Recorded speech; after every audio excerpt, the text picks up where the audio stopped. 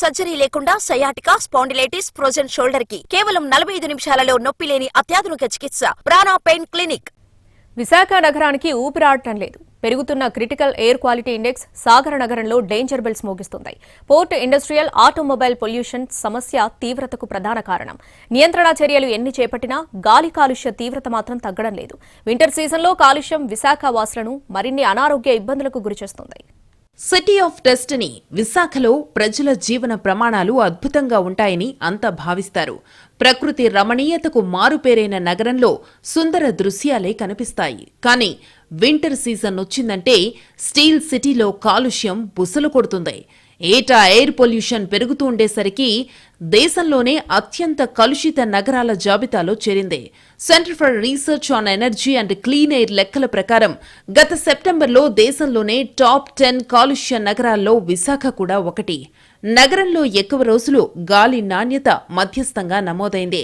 ప్రపంచ ఆరోగ్య సంస్థ మార్గదర్శకాల ప్రకారం సూక్ష్మ ధూళి కణాల స్థాయి 1 క్యూబిక్ మీటర్కు 60 మైక్రోగ్రాములకు మించకూడదు. కానీ విశాఖ నగరంలో 2019-20లో 97, 2020-21లో 104, 2021-22లో 98, 2022-23లో 116గా నమోదైతే గతేడాది ఏకంగా 120కి పెరిగింది.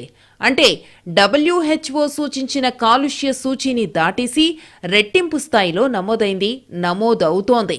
సాగర నగరంలో వాయు కాలుష్యానికి కారణం పరిశ్రమలు, వాహనాలే. సిటీలో విపరీతంగా పెరిగిన భవన నిర్మాణాలతోనూ కాలుష్యం లెవెల్స్ పెరిగిపోతున్నాయి. మనం మెటీరియల్ హ్యాండ్లింగ్ కూడా పోర్టుల ద్వారా పెరగటం, ఇవన్నీ కలిపి గత కొన్ని సంవత్సరాలుగా మీకు 2020 కంటే దాని తర్వాత అంతకుముందు మనకి చాలా తక్కువ ఉండే పొల్యూషన్. కానీ ఇప్పుడు అది చాలా 3 folds 4 folds పెరిగిపోవడం జరిగింది. యాంబియంట్ ఎయిర్ క్వాలిటీ అనేది వాళ్ళు ఎన్నిసార్లు చెక్ చేసినా కూడా మనది క్రిటికల్గానే ఉండటం అనేది జరిగింది. విశాఖ నైరుతి ప్రాంతంలో పోర్ట్, పారిశ్రామికవాడ ఉన్నాయి. ఏడాదిలో 10 నెలలు ఈ దిశ నుంచి నగరంపైకి కాలుష్య మేఘం కమ్మేస్తోంది. పోర్టులో ప్రధానంగా బొగ్గు, ఇనుప ఖనిజం నిల్వలుంటాయి. గాలులకు దుమ్ము, ధూళి చెలరేగి నగరంపై పడుతోంది. శీతాకాలంలో కాలుష్య తీవ్రతకు పలువురు శ్వాసకోశ ఇబ్బందులతో సతమతమవుతున్నారు. సముద్రం మీద నుంచి వీచే ఉప్పుగాలులు కూడా కాలుష్యం పెరగడానికి దోహదమవుతున్నాయని పర్యావరణ నిపుణులు చెబుతున్నారు. థర్మల్ గ్రేడియంట్ ఎప్పుడైతే ఉండదో ఈ ఎయిర్ పైకెళ్ళదు.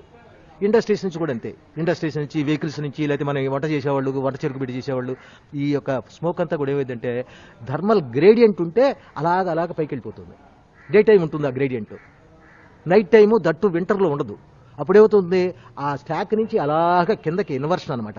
ఆ ఇన్వర్షన్లో ఆ స్మోక్ అంతా కింద గ్రౌండ్ లెవెల్కి వచ్చేస్తుంది. ఈవెన్ వెహికులర్ పొల్యూషన్ కూడా అంతే, డిస్పర్స్ కాకుండా అక్కడే ఉంటుంది. ఓవైపు కొండలు, మరోవైపు సాగరం. వీటి మధ్య విస్తరించిన నగరంపైకి సముద్రం మీదుగా వచ్చే గాలులు తీవ్ర ప్రభావాన్ని చూపిస్తాయి. పోర్టులో నిల్వ చేసిన బొగ్గు, ఇనప ఖనిజ ధూళి కణాలు సిటీ వాసులను ఉక్కిరిబిక్కిరి చేస్తున్నాయి. దీంతో నిపుణుల కమిటీ నివేదిక ఆధారంగా వీపీఏ చర్యలు తీసుకునేందుకు సిద్ధమైంది. పోర్ట్ స్టాక్ పాయింట్లలో నిల్వలపై టార్పాలిన్లు కప్పుతోంది. వ్యర్థ జలాలను శుద్ధి చేసి స్ప్రింకర్లతో జల్లుతూ దుమ్ము గాల్లోకి లేవకుండా జాగ్రత్తలు పాటిస్తోంది. అయితే ఇది శాశ్వత పరిష్కారం కాదని తేల్చిన నేపథ్యంలో కవర్డ్ షెడ్లు సిద్ధం చేసింది.